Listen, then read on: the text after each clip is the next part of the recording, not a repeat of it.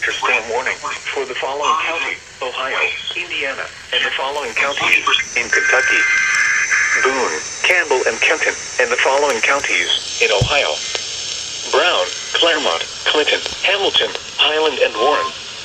Winter storm warning is in effect from 10 p.m. this evening to 1 p.m. Wednesday. Mixed precipitation is expected. Total snow accumulations of 2 to 4 inches, with localized amounts up to 5 inches, and ice accumulations of up to 0.2 of an inch are expected.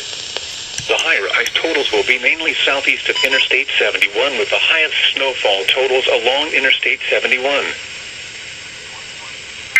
They did it again! And now the extended forecast.